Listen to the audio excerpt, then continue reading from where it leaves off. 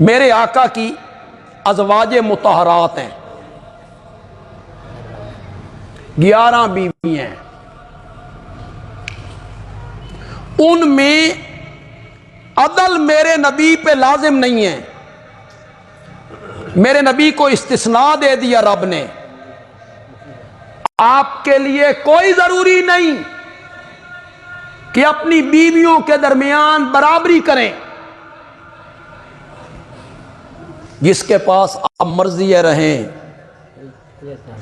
جتنا رہیں، رب نے اجازت دے دی۔ اس کے باوجود میرے آقا بیویوں کے درمیان عدل فرماتے ہیں، حالانکہ رب نے چھوٹ دے رکھی۔ آپ پر کوئی، آپ کے سوا اگر کوئی آدمی ایک سے زیادہ شادیاں کرتا ہے نا، یہ جو علماء کہتے ہیں 4 کرو تے 3 کرو، اور ہمارے نوجوان بھی خوش ہو کے سنتے ہیں، جی خالہ جی دا واڑا نہیں، 4 کرو تے انہاں دے درمیان عدل بھی کرو نا۔ عدل کیا ہے؟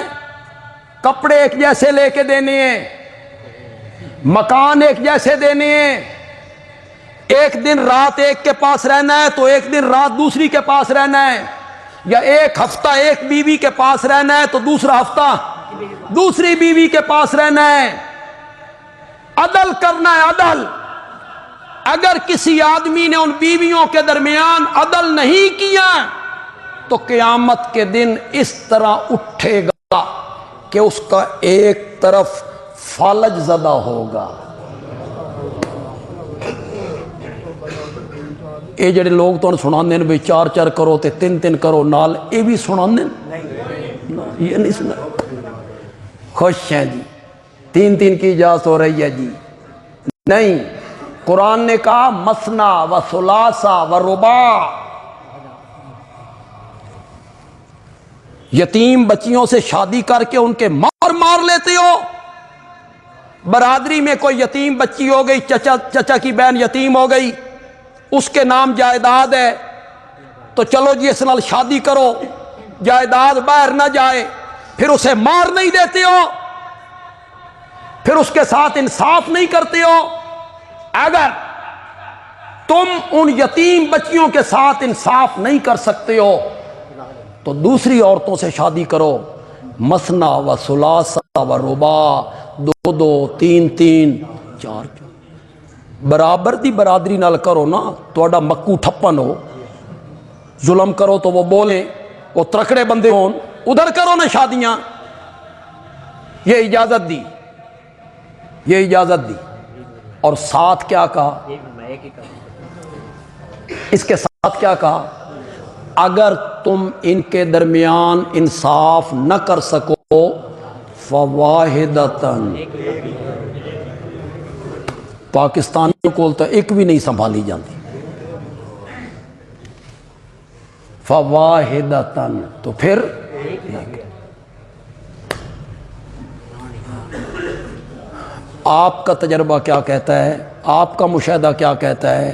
میرا مشاہدہ یہ کہتا ہے جن جن لوگوں نے دوسری شادیاں کی، پہلی بیوی کل معلقہ ہو گئی، یعنی لٹکی ہوئی ہے، نہ یہ طلاق دیتا ہے کہ وہ دوسری جگہ نکاح کر لے، اور نہ اس کے حقوق کو پورے کرتا ہے۔ آپ کا کیا مشاہدہ ہے؟ 1% ہوگا کوئی مومن جو برابری کرے، ورنہ 99% زیادتیاں کرتے ہیں۔ وہ بیوی کل معلقہ ہو جاتی ہے، کئی مرتبہ وہ خودکشی پر تیار ہو جاتی ہے، نہ اسے یہ خامد پوچھتا ہے اور نہ یہ طلاق دیتا ہے کہ وہ دوسری جگہ نکاح کر لے۔ عدل شرط ہے، اگر ایک سے زائد شادی کرنی ہے تو ان کے درمیان کیا شرط ہے؟ عدل۔ اگر عدل نہیں کرو گے رب کے ہاں اس کا جواب دینا پڑے گا، پوچھے گا رب۔ میرے نبی پر برابری لازم نہیں تھی. آپ کو اجازت ہے جس بیوی کے پاس رہیں. اس کے باوجود میرے نبی بیویوں کے درمیان عدل کیا کرتے تھے. باریاں مقرر تھی.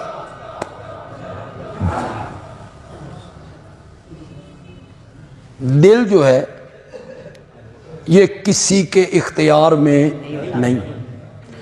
کپڑے آپ ایک جیسے لے کے دے سکتے ہیں, مکان ایک جیسا لے کے دے سکتے ہیں, کھانا ایک جیسا دے سکتے ہیں, زیور ایک جیسا دے سکتے ہیں, لیکن وہ جو دل کی محبت ہے وہ ظاہر بات ہے ایک بیوی کے ساتھ زیادہ ہوگی, دوسری بیوی کے ساتھ اتنی نہیں ہوگی. تو یہ تو دل کی کیفیت ہے, اس پر تو کسی کا اختیار نہیں ہے.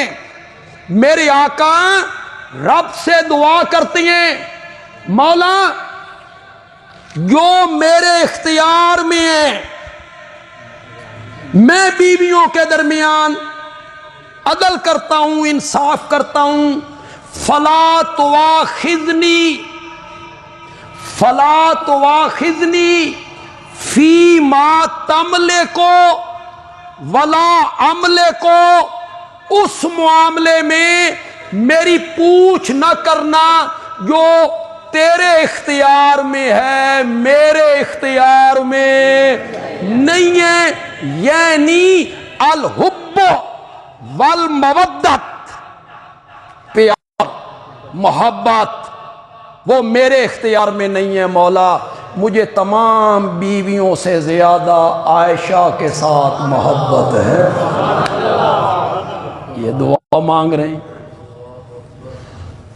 اپنے دل پر اختیار نہیں, مختار کل کیسے ہوئے؟ تم کہتے ہو ہر چیز کا اختیار ہے, اور میرا نبی کہتا ہے مولا جس چیز کا اختیار مجھے نہیں ہے کہ میں محبت برابر رکھوں تمام بیویوں کے ساتھ, اس میں تو میرا مواخذہ نہ کرنا, میری پوچھ نہ کرنا, وہ میرے اختیار میں نہیں ہے. میں مجبور ہوں. میری محبت پیار دل کا رجحان سیدہ عائشہ کی طرف ہے. یہ سیدہ عائشہ کی طرف میرے نبی کا جو رجحان ہے نا محبت کا, یہ حسن کی وجہ سے نہیں ہے, یہ جمال کی وجہ سے نہیں ہے, وہ عائشہ کی قرآن فہمی کی وجہ سے ہے. وہ قرآن کی عالمہ ہے, وہ قرآن کی مفسرہ ہے, وہ صحابہ کو ٹوک دیتی ہے, وہ صحابہ کو ٹوک دیتی ہے. جب اسے کوئی آ کے کہتا ہے, حضرت عبداللہ ابن عمر رضی اللہ تعالی عنہما کہتے ہیں میت پہ نہیں رونا چاہیے, رونے کی وجہ سے میت کو عذاب ہوتا ہے. تو حضرت عبداللہ ابن عمر لوگوں کو رونے نہیں دیتے تھے. قبرستان میں گئے, لوگ رونے لگا, چپ کرو, تو آڈے رون دی وجہ تو میت نو عذاب ہوتا ہے, منع کرتے تھے. میں نے خود نبی پاک سے سنا ہے, جا رہے تھے تو لوگ رو رہے تھے ایک میت پر, پوچھا یہ کون مر گیا ہے, کہ ایک یہودان عورت ہے, یہودان عورت مر گئی ہے, اور اس کے ولی وارث بیٹے رو رہے ہیں. میرے آقا کے زبان مقدس سے نکلا, یہ رو رہے ہیں اس کو عذاب ہو رہا ہے, یہ رو رہے ہیں اس کو عذاب ہو رہا ہے. عبداللہ ابن عمر نے سمجھا رون دی وجہ تو ہو رہے. ان کو یہ سمجھ آئی کہ آقا یہ فرما رہے ہیں بے رونے کی وجہ سے ہو رہا ہے. انہوں نے کہا نہیں رونا چاہیے, میں نے خود نبی پاک سے سنا ہے رونے کی وجہ سے میت کو عذاب ہوتا ہے. کسی نے میری ماں کو بتایا, ام المومنین کو بتایا. عبداللہ ابن عمر یوں فرماتی ہیں میری ماں نے کہا عبداللہ ابن عمر پہ رب رحم کرے, اس قرآن نہیں پڑھا. ماں جی قرآن میں کیا ہے؟ ام المومنین نے کہا قرآن جو بار بار کہتا ہے وَلَا تَزِرُ وَازِرَةٌ وِزْرَ أُخْرَى, ہم کسی کے گناہ گناہوں کا بوجھ دوسروں پر نہیں لادا کرتے، رون اے کرے مونچھوں والا پکڑا جائے داڑھی والا، گناہ یہ کرے عذاب اس کو۔ قرآن جو بار بار کہتا ہے، کہاں نظر پہنچی ام المومنین کی؟ اگلی بات سنو، میں دنگ رہ جاتا ہوں۔ خدا دی قسم میں حضرت عائشہ دا فہم، فراست، ذہانت، متانت حیران ہو جاتا ہوں۔ ماں جی وہ تو نبی پاک کا فرمان پیش کرتی ہیں، جب میرے نبی نے وہ فرمان ارشاد کیا تھا ام المومنین وہاں نہیں تھیں، عبداللہ ابن عمر وہاں تھے، یہ وہاں نہیں تھیں، وہ تو ارشاد پیش کرتی ہیں۔ یہودن کا جنازہ تھا، لوگ رو رہے تھے، آپ نے فرمایا یہ رو رہے ہیں اس کو عذاب ہو رہا ہے۔ ام المومنین نے کہا عبداللہ ابن عمر نے سمجھا نہیں، میرا نبی قرآن کے خلاف کوئی بات کر نہیں سکتا۔ نبی پاک نے یہ نہیں کہا تھا کہ رونے کی وجہ سے عذاب ہو رہا ہے، میرے نبی یہ کہنا چاہتے تھے اس کو یہودی ہونے کی وجہ سے عذاب ہو رہا ہے اور یہ پاگل رو رہے ہیں۔ قرآن کو اپنی جگہ پہ رکھا اور میرے نبی کے ارشاد کو بھی نہیں جھٹلایا، اس کا ایسا معنی کیا جو قرآن کے کیا ہو گیا۔ قرآن فہمی کی وجہ سے ام المومنین سے میرے نبی زیادہ محبت کیا کرتے تھے، وہ عالمہ تھیں۔ حضرت ابو سعید خدری بڑے صحابی ہیں، بڑی حدیثیں ان سے مروی ہیں۔ فوت ہونے لگے نا تو کہنے لگے نئے کپڑے لاؤ، مجھے نئے کپڑے پہناؤ فوت ہوتے وقت۔ لوگوں نے کہا کیوں؟ تو کہنے لگے آقا نے فرمایا ہے بندہ جس کپڑے چ مرسی نا انہی کپڑوں میں اٹھایا جائے۔ تو میں چاہتا ہوں جب میں قیامت کے دن اٹھوں تو میں نئے کپڑوں میں اٹھوں۔ کسی نے ام المومنین کو آ کے بتایا، ابو سعید خدری یوں کہتے ہیں، انہوں نے یوں فرمایا ہے۔ میری ماں نے کہا اللہ ابو سعید خدری پہ رحم کرے، اس نے نہیں پڑھا کہ قیامت کے دن لوگ اٹھیں گے تو کپڑے تو ہوں گے ہی نہیں، ننگے اٹھیں گے۔ ماں جی وہ نبی پاک کی حدیث پیش کرتے ہیں، آپ نے فرمایا جن کپڑوں میں مرے گا انہی میں اٹھایا جائے گا۔ ام المومنین نے کہا کپڑوں سے مراد ہیں اعمال، جن اعمال میں مرے گا انہی اعمال میں۔ اب آپ کو محسوس ہوا ام المومنین کا علم، ذہانت، ذکاوت، فہم، قرآن کی سمجھ کہاں نظر پہنچی۔ اسی لیے صحابہ کو بھی پتا تھا کہ آپ حضرت عائشہ سے زیادہ محبت کرتے ہیں، وہ تحفے اسی دن بھیجتے تھے جب باری آپ کی عائشہ کے گھر۔ دوسری ہماری ماؤں نے مشورہ کیا آقا سے بات کرنی چاہیے کہ لوگ بلا تفریق تحفے بھیجیں۔ کس کو ایلچی بنا کے بھیجا؟ سیدہ فاطمہ رضی اللہ تعالی۔ اب نبی پاک سیدہ فاطمہ سے تو بہت پیار کرتے ہیں، بہت محبت کرتے ہیں۔ باقی تین بیٹیاں تو آپ کی فوت ہو گئیں، تین بیٹے بھی فوت ہو گئے۔ جس بندے کے تین بیٹے فوت ہو جائیں، تین بیٹیاں فوت ہو جائیں تو رہ جائے ایک، وہ تو 7 والی محبت ایک کے جمع ہو گئی۔ تو بڑی محبت کرتے تھے۔ سیدہ تشریف لاتی تو میرے نبی اٹھ کے استقبال کرتے تھے، ان کے لیے چادر بچھاتے تھے، ماتھے پہ بوسہ دیا کرتے تھے۔ سیدہ فاطمہ کی بات مانی جائے گی، یہ گئیں، انہوں نے اپنی ماؤں کی بات پہنچائی۔ آپ نے فرمایا فاطمہ بیٹا تم اس سے محبت نہیں کرو گی جس سے تمہارا بابا محبت کرتا ہے؟ بابا کیوں نہیں؟ فرمایا پھر عائشہ سے محبت کیا کرو۔ یہ چلی گئیں مائیں ہماری، پھر اکٹھی ہوئیں، انہوں نے اپنے میں سے حضرت ام سلمہ رضی اللہ تعالی عنہ انہیں نمائندہ بنایا، تم جا کے بات کرو، تم جا کے بات کرو۔ ام سلمہ آئیں کہ آپ صحابہ سے کہیں وہ تحفے بلا تفریق بھیجا کریں۔ وہاں میرے آقا نے ایک بات کہی، میرے آقا نے فرمایا ام سلمہ عائشہ کے بارے میں مجھے کچھ نہ کہو، میں جس کسی کی بیوی کے بستر پہ ہوتا ہوں جبریل کبھی وحی لے کے نہیں اترا، کبھی وحی لے کے نہیں اترا۔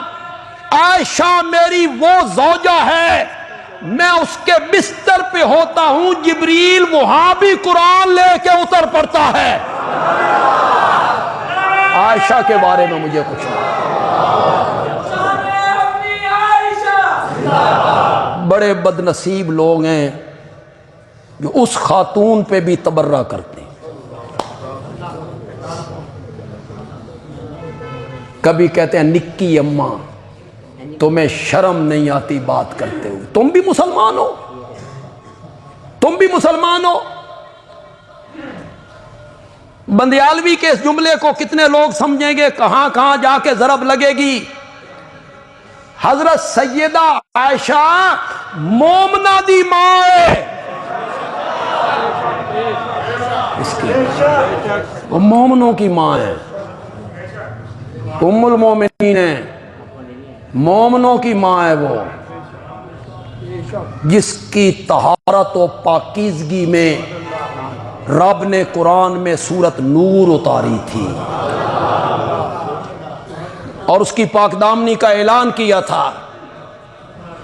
تہمت تو حضرت مریم پہ بھی لگی تھی۔ وکیل صفائی کون بنا تھا؟ بیٹا۔ تہمت تو حضرت یوسف پہ لگی تھی۔ وکیل صفائی کون بنا؟ زلیخا کا چچا زاد بھائی۔ اور جب تہمت لگی میری ماں عائشہ صدیقہ پر تو ان کا وکیل صفائی خود عرش والا بن گیا تھا، انہوں نے صفائی دی تھی۔ الخبیثات للخبیثین، گندی عورتیں گندے مردوں کے لائق ہوتی ہیں، والطیبات للطیبین، اور پاکیزہ عورتیں، ستھری عورتیں ستھرے مردوں کے لائق ہوتی ہیں جتنا ستھرا میرا محمد تھا۔ ان کے لیے 18 آیتیں اتاری تھی۔ بندے کو منبر پہ بکواس کرتے ہوئے حیا آنی چاہیے کہ کس خاتون کے متعلق تم گفتگو کر رہے ہو، کس خاتون کے متعلق گفتگو کر رہے ہو۔ مولا جو میرے اختیار میں ہے میں بیویوں کے درمیان عدل کرتا ہوں، لیکن جو چیز میرے اختیار میں نہیں، یعنی دل کی کیفیت، محبت، پیار، الفت، میرے اللہ اس میں تو میرا مواخذہ نہ کر۔ اپنے دل پر اختیار نہیں، مختار کل کیسے ہوگی؟ مختار کل جو صفت ہے یہ کس کی ہے؟ اللہ کی۔